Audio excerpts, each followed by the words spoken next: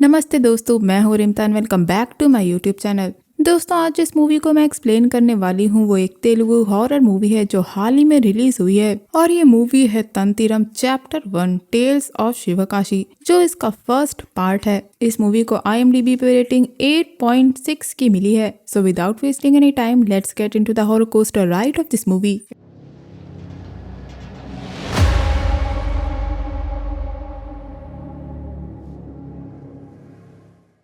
समुद्र मंथन में देवताओं और राक्षसों ने अमृत पाने के लिए एक साथ मिलकर मंथन किया था। वो अमृत गलत हाथों में ना जाए, इसलिए विष्णु जी ने मोहिनी रूप लिया था और इस रूप को ब्रह्मांड की सबसे सुंदर स्त्री बना दिया। न केवल बुरी ताकतें बल्कि देवता भी उनकी खूबसूरती से मंत्रमुग्ध थे। ब्रह्मा जी ने अभी तक ऐसी कोई भी सुंदर स्त्री नहीं बनाई थी, इसीलिए उन्होंने अहिल्या नाम की स्त्री बनाई जो ब्रह्मा जी की ही बेटी थी, जिनका विवाह महर्षि गौतम से हुआ था। लेकिन उनकी सुंदरता को हर कोई पाना चाहता था और मूवी का इंट्रोडक्शन यहीं से शुरू होता है। दोस्तों, अजय नाम के एक लड़के के गांव में भी कुछ ऐसा ही हुआ था। दोस्तों, जब हम हताश और निराश होते हैं उस समय अगर हम गलत इंसान से मदद लेते हैं तो वो सबसे बड़ी गलती होती है, क्योंकि गलत लोग हमारा जीवन बर्बाद कर सकते हैं। जिसके बाद हम एक युवा लड़के को बाइक से जाता हुआ देखते हैं और इस मूवी की कहानी इसी लड़के के पर्सपेक्टिव से दिखाई जाती है। अजय हैदराबाद में एक छोटी कंपनी में काम करता है। वह बहुत दिन बाद अपने गांव आया है, जहां वो अपने एक दोस्त को पिकअप करके नाइट पार्टी के बारे में डिस्कस करता है और इसी बीच एक घने जंगल में हमें राक्षस की आकृति का एक पुतला दिखाया जाता है। एक लालटेन की रोशनी में अजय अपने दोस्तों के साथ मिलकर शराब पीता है। ये लोग अंधेरे में यहाँ शराब इसीलिए पी रहे हैं क्योंकि पिछली बार अजय के एक दोस्त की बेवकूफी के कारण उसके घर में पता लग गया था और अब ये लोग यहाँ छुपकर ड्रिंक कर रहे हैं। अजय को उसके दोस्त हॉरर स्टोरी सुनाने के लिए कहते हैं क्योंकि वहाँ का माहौल ऐसा था। अजय अपने गाँव में घटने वाली एक सच्ची घटना सुनाता है और पूछता है कि उनको जिन के बारे में क्या पता है। उसके दोस्तों को वो अलादीन का जिन लगता है, लेकिन हमें पता है कि मूवीज में जैसा दिखाया जाता है उतना अच्छा वो होता नहीं है। अब अजय इन्हें जिन के बारे में बताता है जो एक्स्ट्रा फिजिकल जीव हैं, जो आग से बने होते हैं और गॉड ने इंसानों को बनाते वक्त ही इन जीव को बनाया था। ये जिन दुनिया में हम इंसानों के साथ ही रहते हैं। वो हमें देख सकते हैं लेकिन हम उन्हें देख नहीं सकते। उन्हें हम सिर्फ तभी देख सकते हैं जब वो खुद हमारे सामने आए।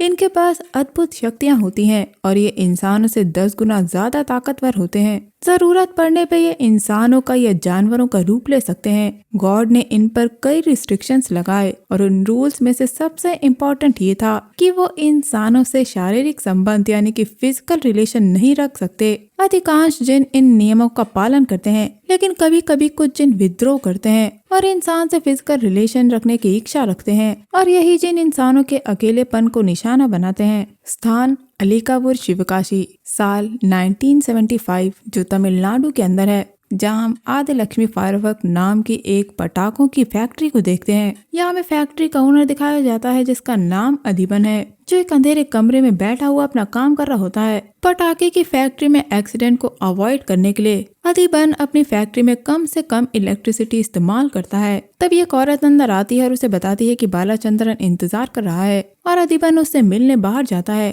वो छोटा लड़का बालाचंद्रन उस ओनर यानी कि अधिबन का बेटा है। बालाचंद्रन अधिबन को एक चिट्ठी देता है। उस लेटर को पढ़ने पर पता चलता है कि अधिबन की पत्नी भाग गई है। अधिबन के चेहरे पर दुख और शौक था। काम करने वाले लोगों के भी होश उड़ जाते हैं। अधिबन अपने बेटे को गले लगाता है। बीते वक्त के साथ बालाचंद्रन अपने पिता की फैक्ट्री के कामों में मदद करने लगता है और अपनी माँ को भूल जाता है। दोस्तों, उस गांव में ऐसा नियम था कि पत्नी के जीवित रहते कोई भी आदमी दूसरा विवाह नहीं कर सकता। इसलिए अधिबन अपनी पत्नी के भाग जाने के 1 साल के अंदर अंदर गांव के बॉर्डर पर एक नया घर बनवाता है और एक लड़की को अपने साथ रखने लगा था। अब वक्त बीतता है और साल आता है 1989। फैक्ट्री में एक लड़की आती है जो बालाचंद्रन को अपनी शादी फिक्स होने की खबर सुनाती है और उसे मिठाई देती है, लेकिन बालाचंद्रन लड़की को इग्नोर कर वहाँ से चला जाता है क्योंकि बालाचंद्रन अपनी माँ की वजह से सारी औरतों से नफरत करने लगा है। लेकिन उसका पिता जबरदस्ती बालाचंद्रन की शादी अलाग्नि नाम की एक सुंदर लड़की के साथ करवा देता है। उस गांव का हर आदमी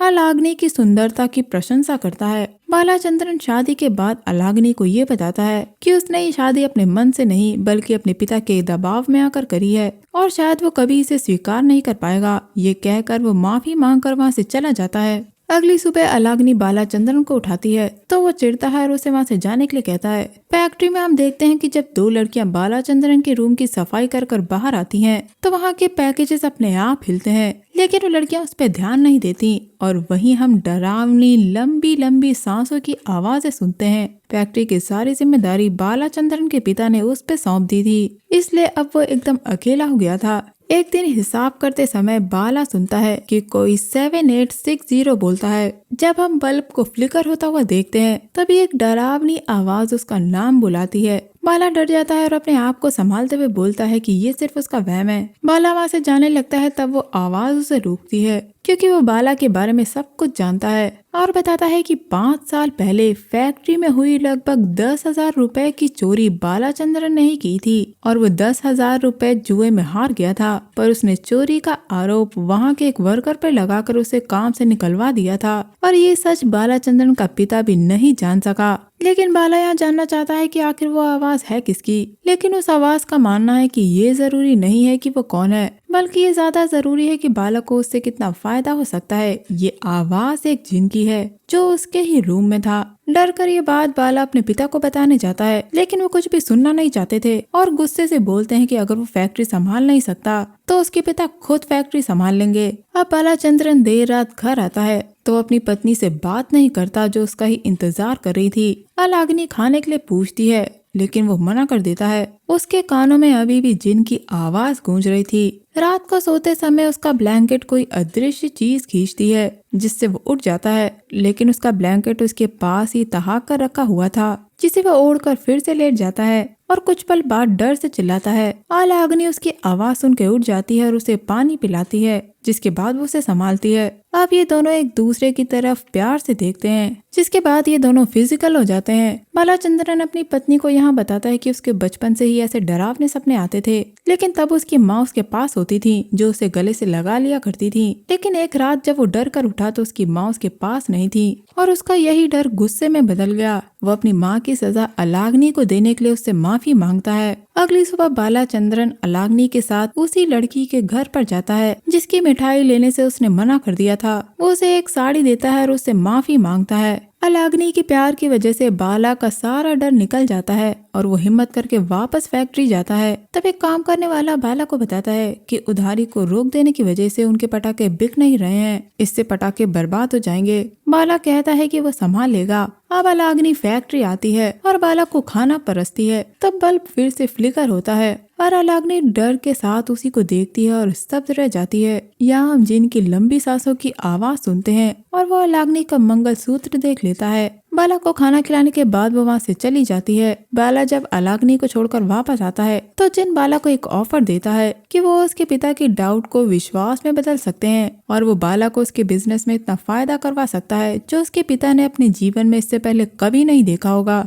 लेकिन बाला को उस पर शक था। तब जिन बताता है कि इसके बदले में बाला को उसकी मदद करनी होगी। जिन बाला से उसकी पत्नी के खून की एक बूंद मांगता है, जिसके लिए बाला उसे मना कर देता है, लेकिन वो उसे हर तरह से कन्विंस करने की कोशिश करता है ताकि अलाग्नि को पता हुए बिना बाला उसके खून की एक बूंद उसके पास ले आए, जिसके लिए वो उसे लालच देता है और तब से बाला सोच में पड़ जाता है। लेकिन बाला एक इंसान है और वो अपने पिता को दिखाना चाहता था, इसीलिए उसी रात बाला अलाग्नि को दूध में कुछ मिला के देता है जिससे वो बेहोश हो जाती है और वो अलाग्नि के खून की बूंद को एक छोटी सी बोतल में डालकर रात में ही फैक्ट्री में जिन के पास ले जाता है। बाला उस खून की बूंद को मेज पर गिराता है और आंखें बंद कर लेता है जैसा कि जिन ने उससे करने को कहा था और हम वहाँ एक काले साए को आता हुआ देखते हैं जो उस खून की बूंद को चाट कर वहाँ से उड़ जाता है। खून की बूंद को लेकर जिन खुश था, लेकिन वो बाला की खुशी देखने के लिए वापस आएगा, लेकिन ऐसा सिर्फ तब होगा जब बाला उसे बुलाएगा।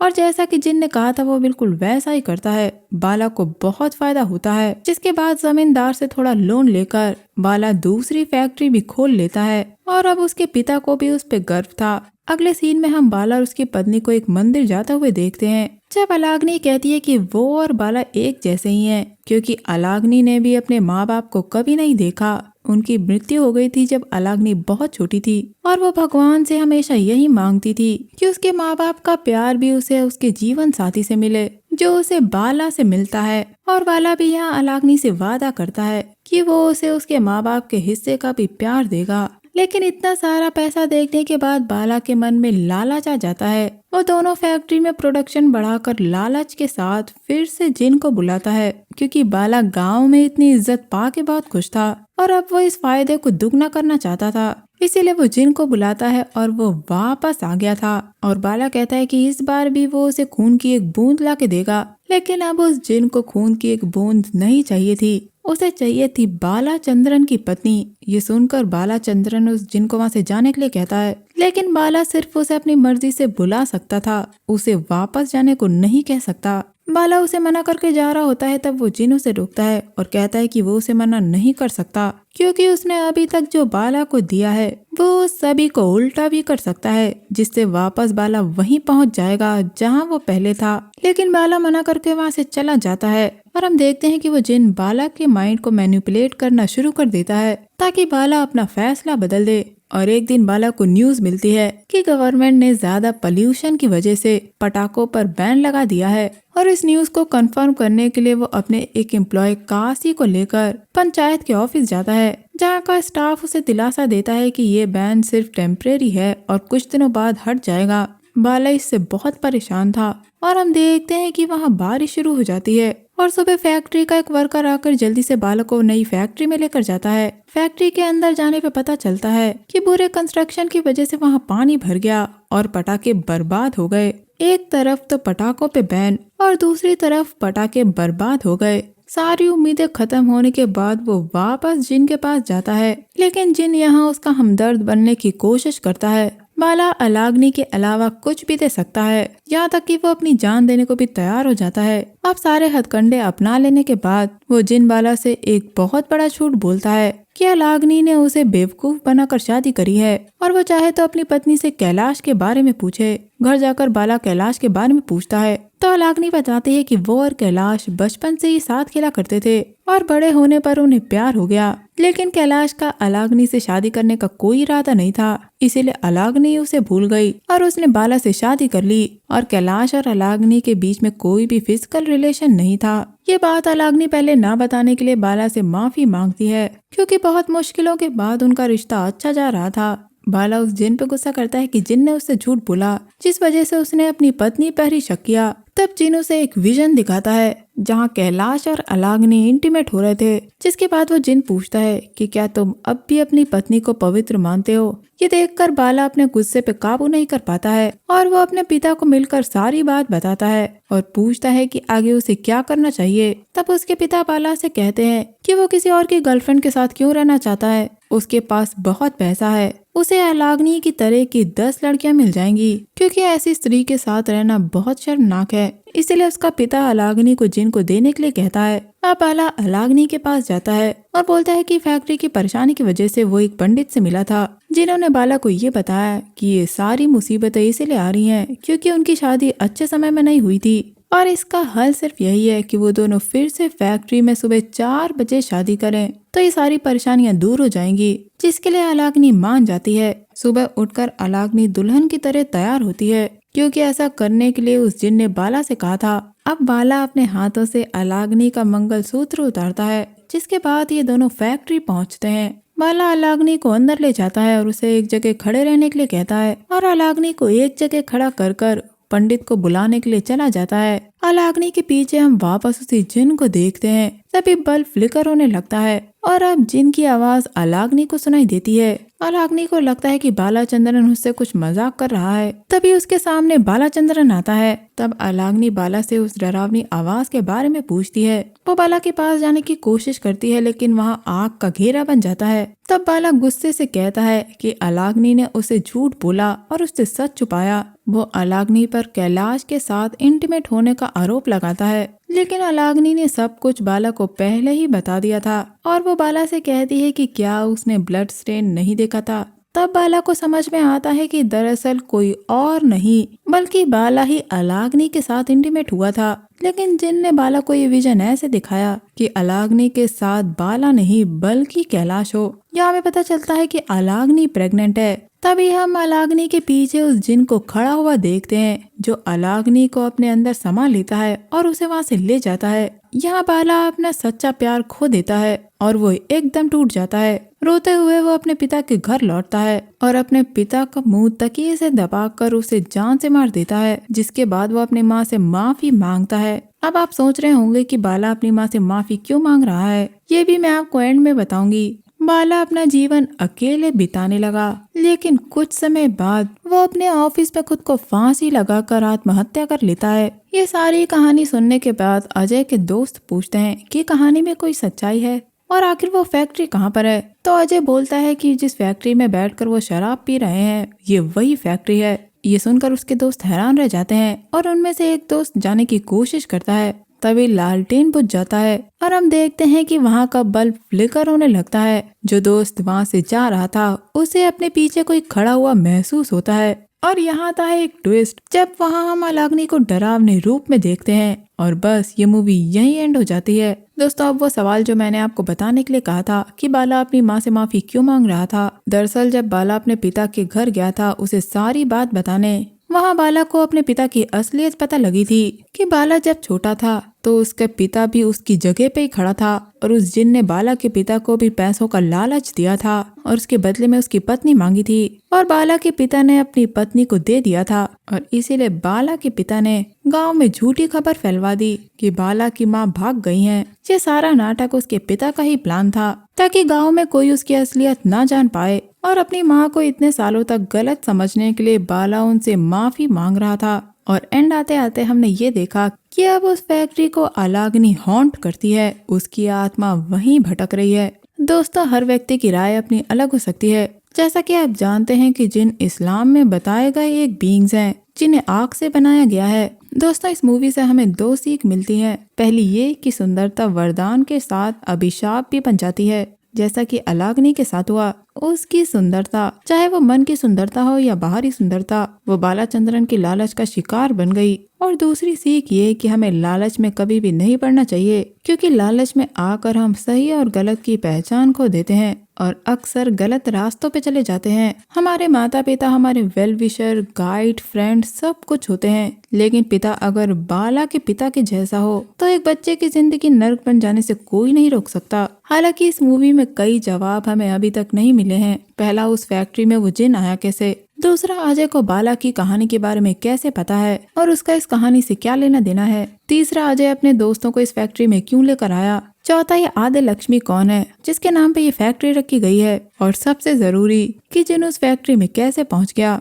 इन सभी सवालों के जवाब जानने के लिए हमें इसका पार्ट 2 देखना होगा, लेकिन वो कब रिलीज होगा ये हमें अभी नहीं पता है। तो दोस्तों, मेरा आपसे अब एक सवाल, आपको क्या लगता है कि क्या बालाचंद्रन को खून की एक बूंद दे देने के बाद वहीं रुक जाना चाहिए था, या फिर उसे इन सब में कभी भी नहीं पड़ना चाहिए था। नीचे कमेंट सेक्शन खुला है और आप मुझे बताएं कि आपके हिसाब से बाला को क्या करना चाहिए था। तो दोस्तों, ये था मेरा video explanation Telugu horror movie Tantiram को लेकर। उम्मीद करती हूँ आपको ये वीडियो एक्सप्लेनेशन पसंद आया होगा। अगर हाँ तो मेरे चैनल को सब्सक्राइब कीजिए, वीडियो को लाइक करिए और ज्यादा से ज्यादा शेयर करिए। मैं मिलूंगी आपसे अगले वीडियो में, तब तक के लिए अपना बहुत ख्याल रखिए। Stay safe, keep hunting, lots of love.